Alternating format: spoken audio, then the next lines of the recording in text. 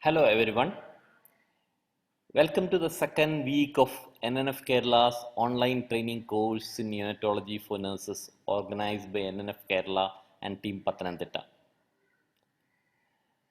For the next 3 days, we will learn the third module, that is identification and initial stabilization of a sick neonate.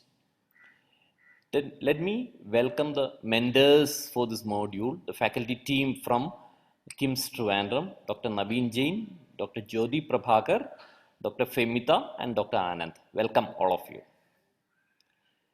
Friends, as like the previous two modules, let us interact with the faculty all through this module and learn as much as possible. Welcome.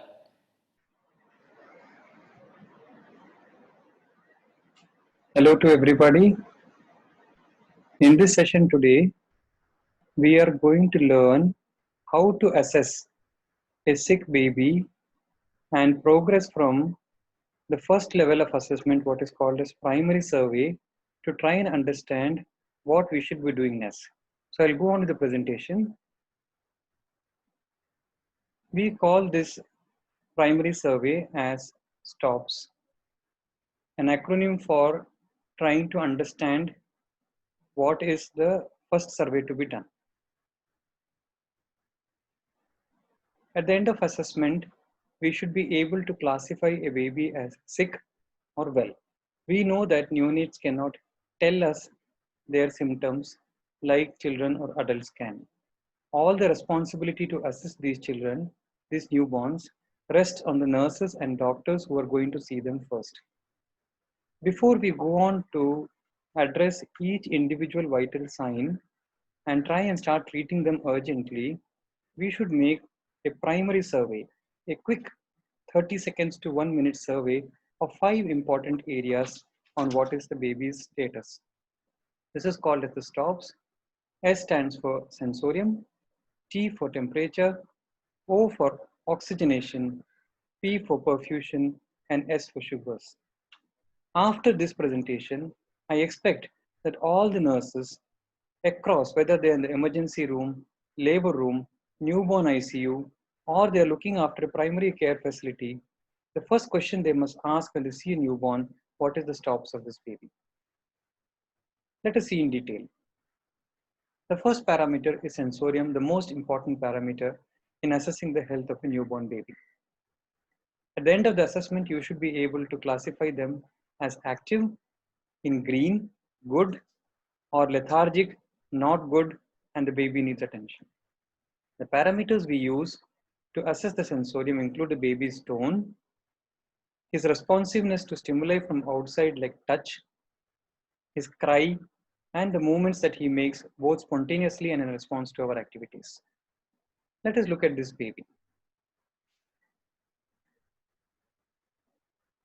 And assess, can you see the baby?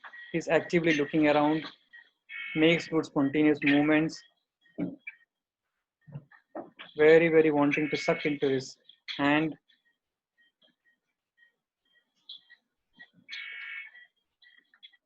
And the baby is a good baby. He had a good tone. He was responsive to the light and sound around him, and he had good spontaneous movements. Whereas let us look at this baby, another one who is not so good. Look at the baby's tone. It is loose, he is floppy, he's picked up, the hands and the head are hanging loose. The baby is not opening his eyes. There are no movements that you notice in response to the baby's being turned around. So this baby is floppy. He is having poor responses, poor cry, and decreased movements. He's a lethargic baby. So how do we assess? We assess the baby's sensorium every hour if he's in the ICU. This baby is a sick baby. You can see at 7 o'clock, 8 o'clock, 9, 10, 11, every hour that the baby was assessed, his sensorium was labeled as lethargic or L by the nurse. If you find a baby sleeping for more than 6 hours, what we would call as lethargy, then this baby is not well and you need to evaluate the rest of the baby's TOPS vitals, the temperature, oxygen, perfusion, and sugar. This may be the beginning of an infection, maybe necrotizing colitis, ductus, but this baby is sick all the same.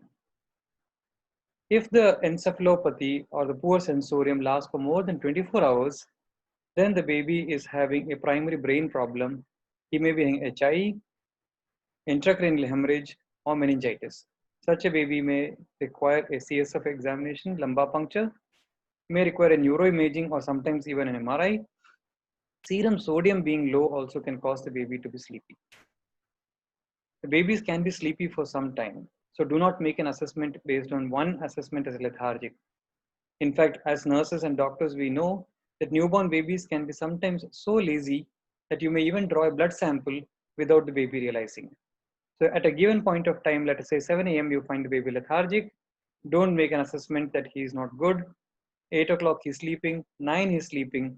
But after 3 to 4 hours, if the baby has not woken up, then every nurse and every doctor needs to get worried whether there's something wrong with this baby. Just like we have a sleep cycle of 24 hours, that means we would get up and become active even if we did not do much at a particular time. The babies have a sleep wake cycle of about 3 to 4 hours. Now we next assess the next part of the acronym of STOPS is temperature. How do we assess temperature? Actually, the axillary temperature being measured with thermometer is less important. What is more important is to assess the peripheries of the baby, the hands and feet, with the dorsum of your hand. So use the dorsum of your hand to touch the abdomen and peripheries. I'll show you in the video next, and measure the axillary temperature for 3 minutes if you're using a mercury thermometer, or till a beep is heard if you're using a digital thermometer. But unlike in pediatrics or adult, do not add 1 degree to the axillary temperature. What you get is the actual temperature of the baby or the core temperature. This is because there is something called brown fat in the axillary area of the baby that produces extra heat and compensates for that open area and makes it almost the same temperature as the rectal temperature. In this video, you can see the right way of assessing a baby's temperature. So with the dorsum of the hand, the nurse is touching the baby's abdomen, that is the core area or central area, and then she touches the periphery with the hand to see the core peripheral temperature difference. If the temperature is feeling much colder on the periphery, then the baby has a problem. His environment is not okay, it is too cold. So you check the room temperature. All the ICU should have a room thermometer, and the temperature should be maintained between 26 to 28 degrees Celsius. If this is all right, check for any wet clothes, remove them, and re-clothe the baby with dry clothes. Apply caps, socks, and gauze, and then you can apply gloves. And 2 layers of clothing is important. They may be cotton clothes. They need not be woolen clothes. In fact, woolen clothes are very difficult to wash, and therefore they need not be used. If you use 2 layers of cotton clothes, they trap the air like a woolen cloth and serve like a sweater. The next step is active rewarming. If the baby does not become warm on the peripheries, in spite of correcting the environment within 15 minutes, then you may do KMC if the mother is around, or place the baby under a radiant warmer. Reassess again after 15 minutes. Baby's heater output is another way to know how much heat is the baby demanding from the radiant warmer if he's under one. You can see this part which I will show you. This part is the place where you get a display of how much heat is being produced by the radiant warmer to keep the baby warm. So if it is just 1 or 2 divisions, that is 25 to 50% of the coil is being employed, then the baby is not too cold. But if the baby requires more heat output, say 75 or 100% from the radiant warmer, then the baby is definitely not well, even if he is maintaining his body temperature. So this is what the chart would look like in our unit. The baby's peripheries are warm. All the hours that he was assessed, heater output was fluctuating between 0 and minimum 25%. So this is a well baby in relation to temperature. But if the baby was having cold peripheries and heater output requirement was fluctuating between 50 and 75%, this baby is not well. He is having cold stress. He is going into hypothermia, and his temperature will be in red. If he remains still cold after rewarming after under 15 minutes, then it may be the early sign of shock or sepsis, and the baby needs to be evaluated in detail. Looking at oxygenation. Oxygenation of the baby is assessed under 2 parameters. One is the saturation level, and then second is looking at the respiratory distress. Saturation will be read off by pulse oximeter, ideally placed on the right upper limb. And then you look for retractions, grunting, and count the baby's respiratory rate for 1 full minute. Saturation would be normally more than 90%. If the baby is getting oxygen therapy, then the saturation should be kept less than 95% to prevent ROP, retinopathy of prematurity. This is the kind of oxy hood we use. If the both portholes are open and 5 liters of air, oxygen is flowing into this hood, then you get about 30% oxygen to the baby. If you to close one side of the hole, the oxygen concentration raises to become about 60%. And if you have to close both the holes to get the saturation normal, then the baby is requiring 90% oxygen to be well. This indicates that the baby is severely sick if he has moved from 30 to 60 to 90%. Now looking at distress. See the retractions that this baby is having. You can see here the severe retractions are there, and the baby is placed in oxy hood with one side is definitely closed. We can see the other baby also, you can see, who is on high flow cannula, is having both grunting and retractions. Here also you can see severe intercostal retractions and grunting. So such a baby is definitely having severe respiratory distress. If a baby has retractions or grunting, then his treatment is not oxygen, his treatment is pressure. The baby has to be put on CPAP or ventilated, and you may start with pressures of 5 to 6 and build up to 8 to 10. Maybe you may have to even intubate the baby if their respiratory efforts are poor. If you find hyperinflation on CPAP, then you will reduce the pressure by 1 centimeter. Now coming to the fourth component of stops. So we looked at sensorium. Is it good or bad, green or red? Temperature, good or bad? Oxygenation, and now we come to perfusion. Perfusion can be assessed based on refill time, heart rate, and then in detail you can look at the baby's urine output, the blood pressure, his activities, and whether his peripheries are cold, which we already saw in the temperature section.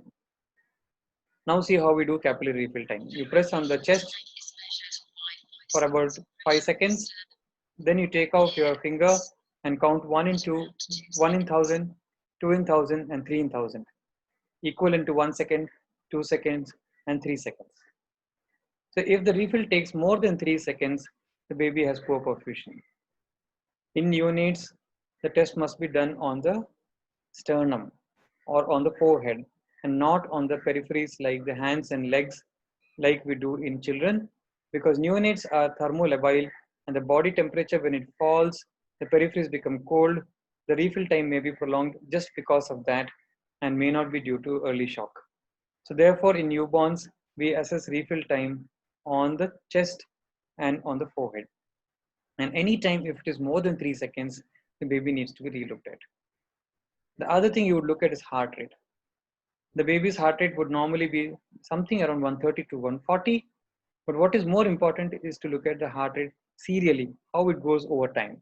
So 11 o'clock, I join the duty. I find the baby's refill time is 2 seconds and heart rate is 134. Over the day, I can see that the refill time is progressing to 4 seconds.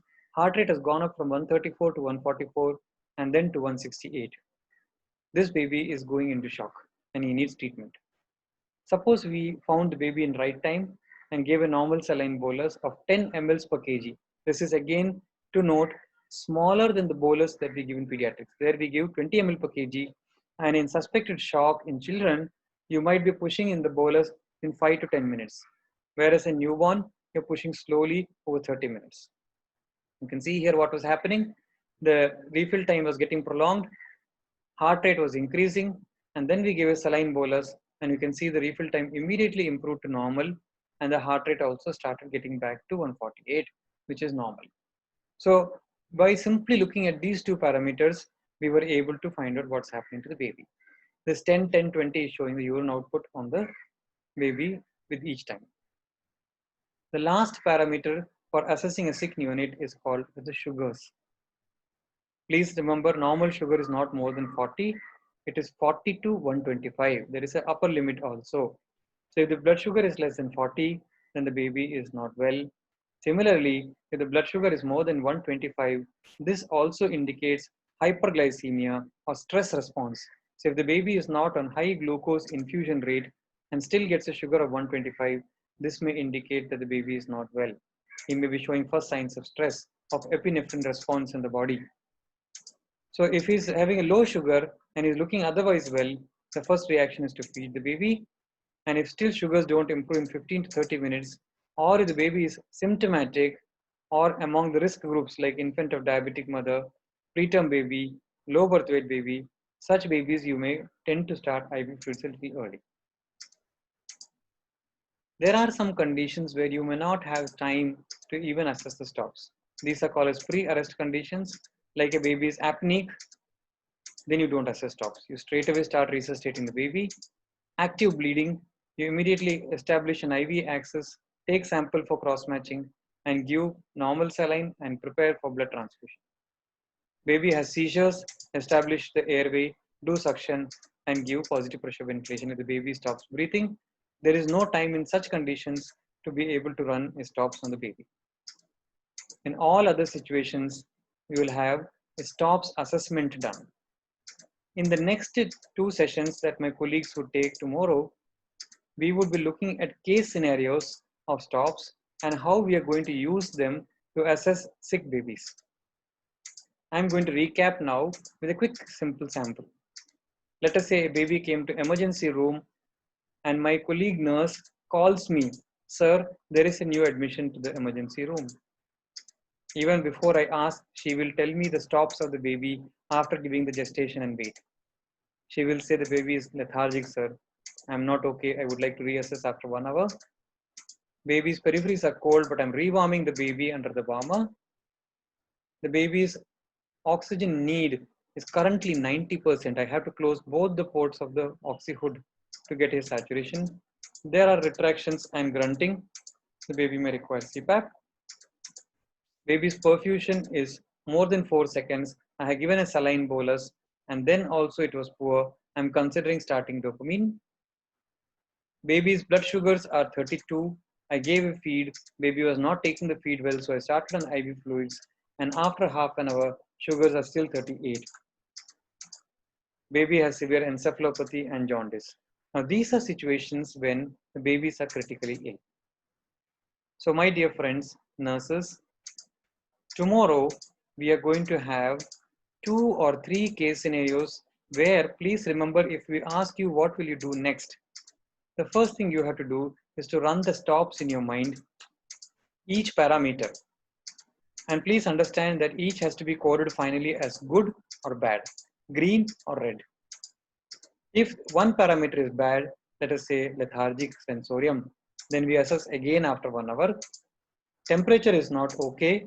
We rewarm and assess after 15 to 30 minutes. Oxygenation is not okay. We may give CPAP pressures or start oxygen or increase oxygen being delivered to the baby. Perfusion is not okay.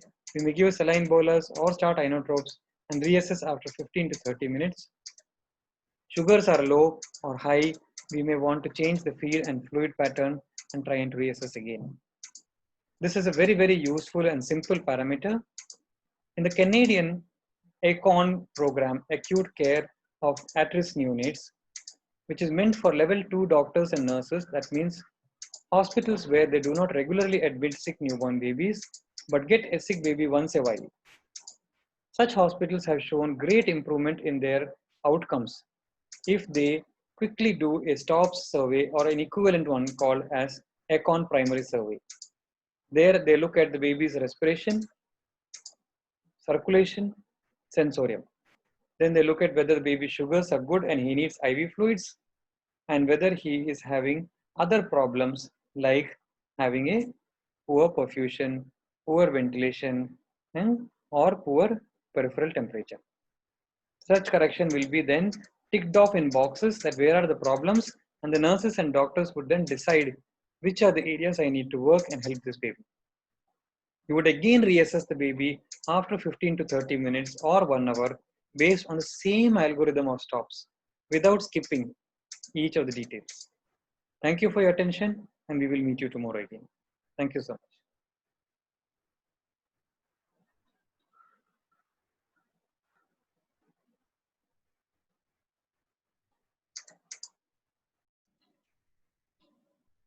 Hello everybody. We have seen how to make a quick assessment of a newborn by the STOPS method.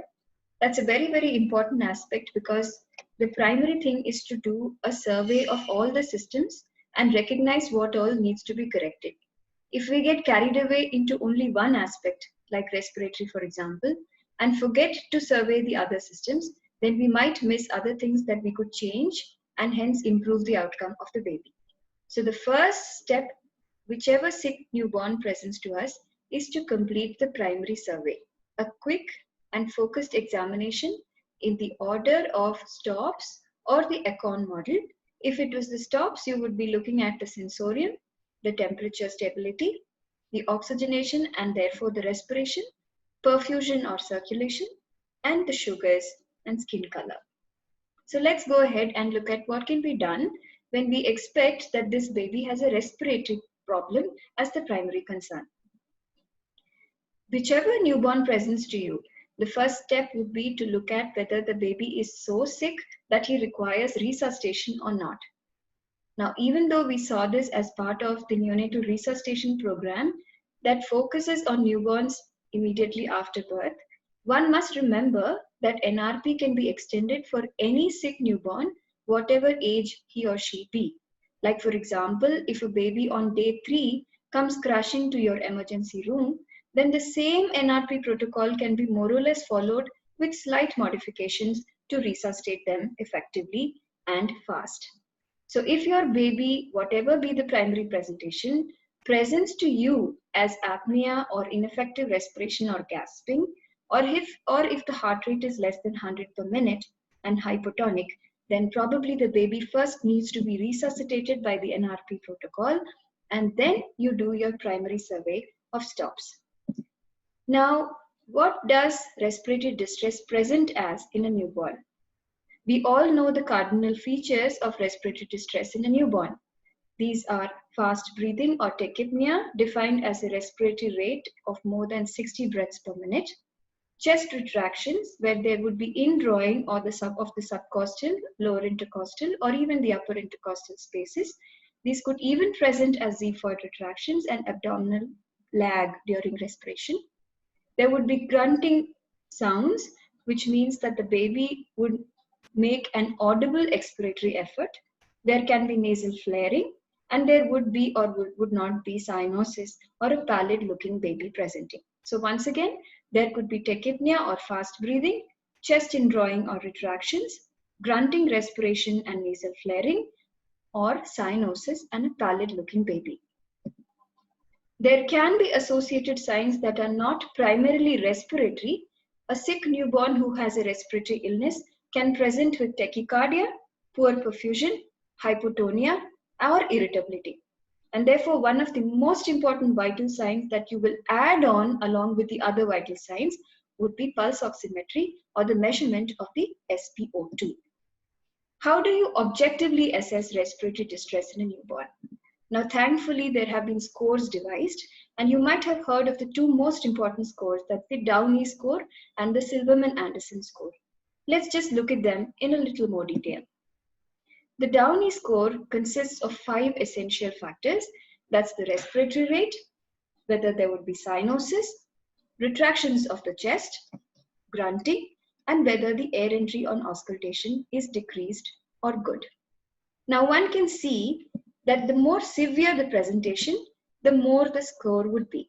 For example, if a baby is very tachypnic or the rate is more than 80 breaths per minute, then the score given for that factor would be 2. Similarly, increasing severity of presentation in cyanosis, retractions, grunting, and air entry would warrant a higher score of 2. So higher the score the baby gets on Downey scoring, the sicker the baby is.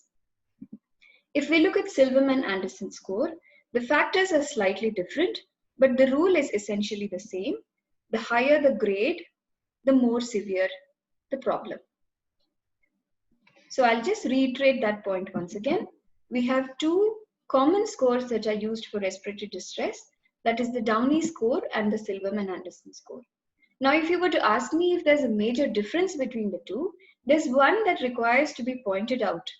that Silverman-Anderson score is designed and more suitable for preterm babies because preterm babies present with features that are suggestive of a lower lung volume and therefore retractions and expiratory grunt and even nasal nair dilatation for that matter would present primarily in preterm babies. So Silverman-Anderson score is designed and primarily for preterm babies. But if anybody were to ask you to do a Downey score on a preterm baby, that's not wrong either, because we need to understand that the advantages of scoring are mainly three, whichever score you use, whether it be the Downey score or the Silverman-Anderson score. One, they help in an objective assessment of the problem and form a method of reliable communication between team members. For example, if I were to feel that a baby had severe respiratory distress, it need not be necessary that my team member or my senior nurse feels that the baby has a real problem.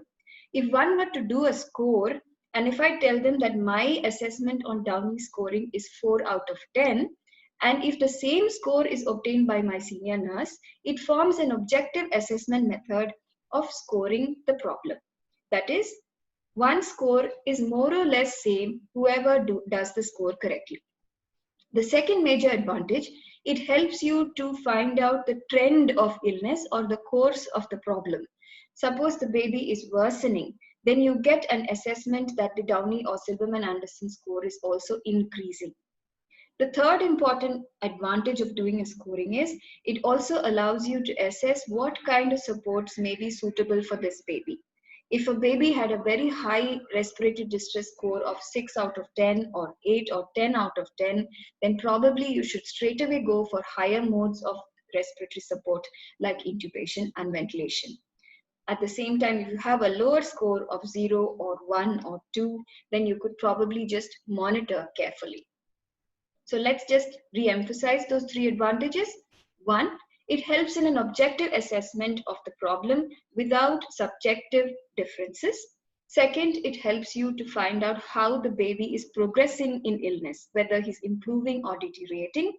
And third, it helps you to find out what kind of support may be more suitable for this baby. Let's just look at some case scenarios.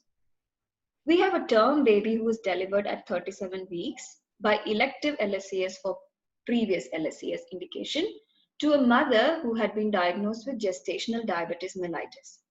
This baby apparently cried at birth and did not need any active resuscitation, but was noted to develop tachypnea after a few minutes of birth. The team shifted the baby to the NICU. What would you do with this baby? Of course, the most important thing, like we just said in the first slide, would be to assess whether this baby is sick enough to need resuscitation or not.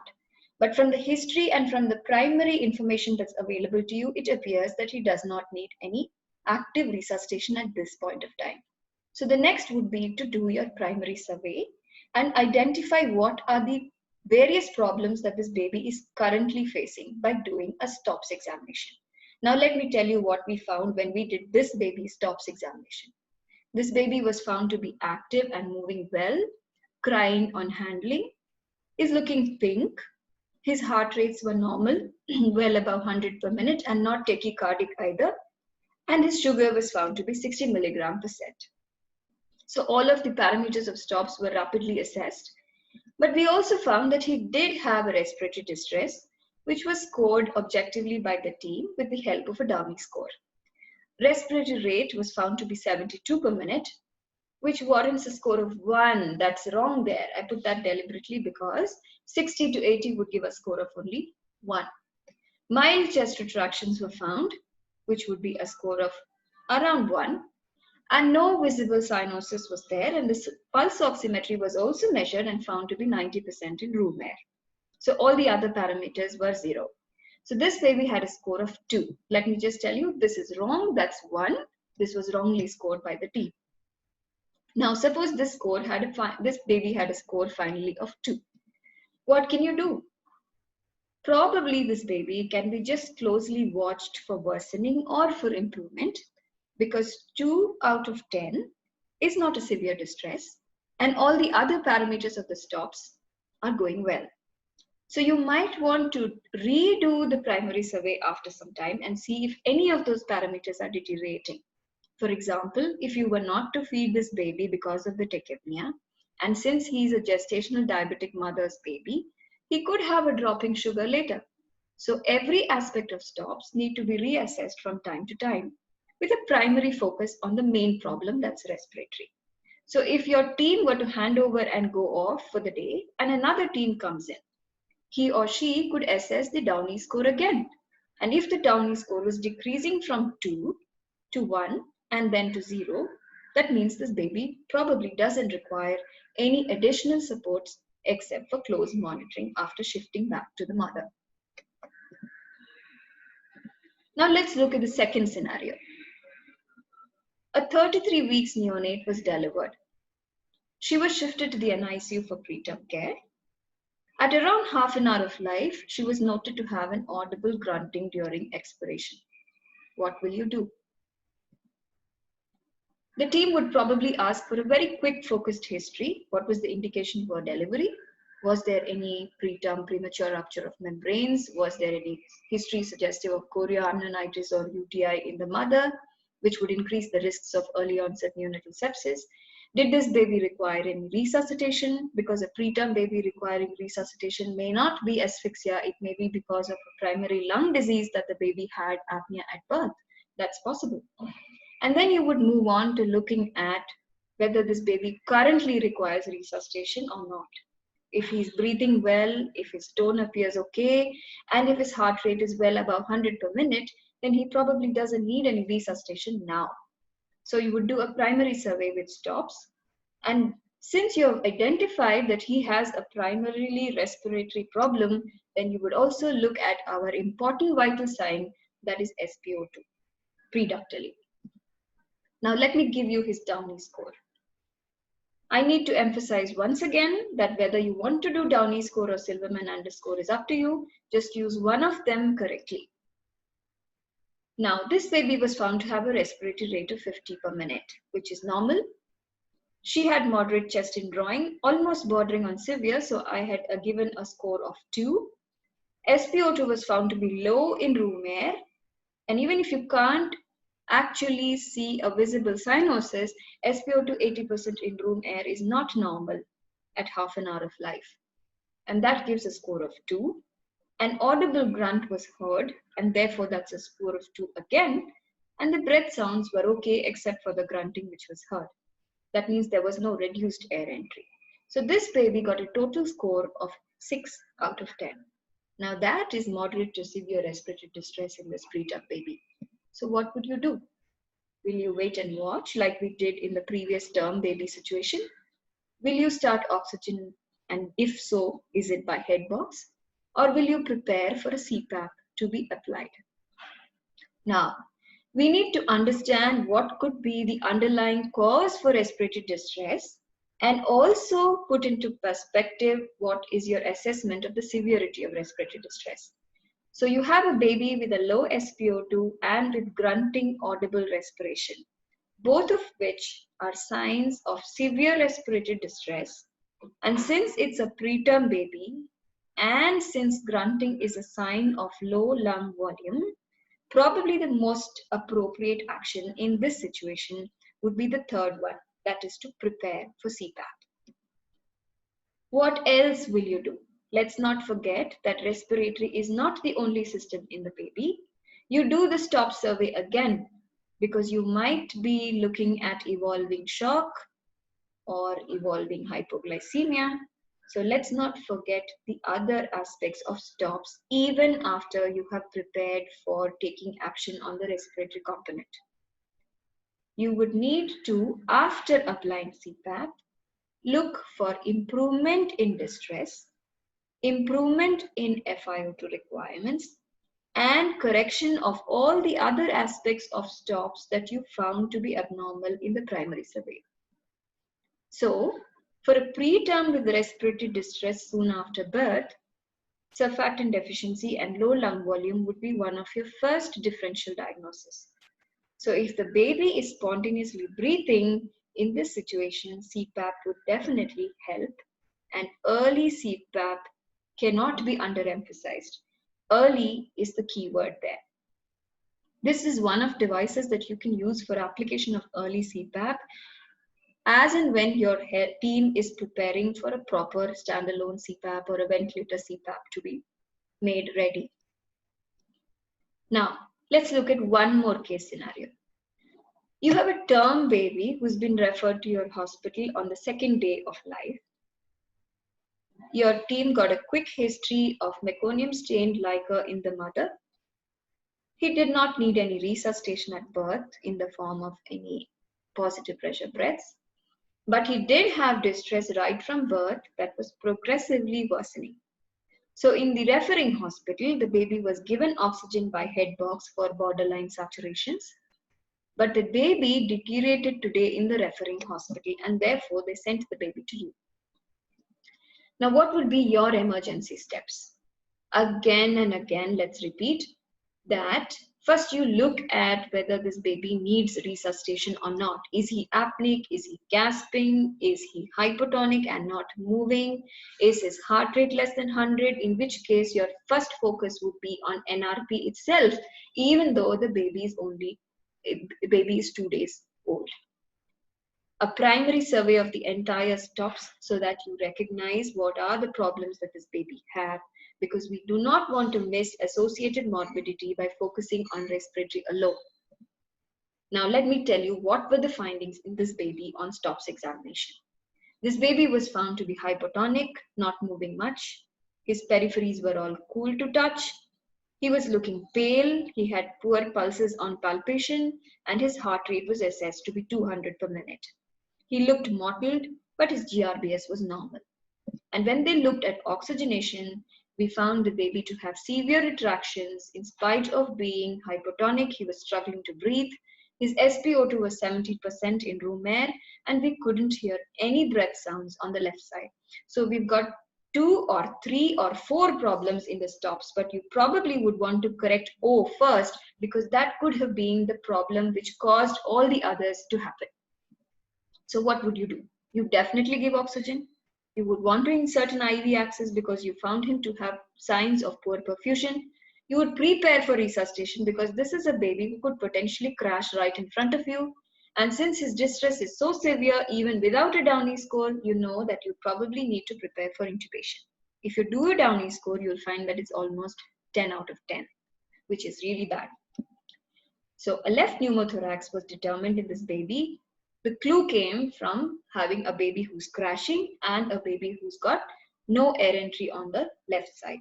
So you would need to prepare for confirmation and drainage. If you've got an X-ray portable machine right there, you could click one right away. You could also do another test which is called as a transillumination test with a cold light.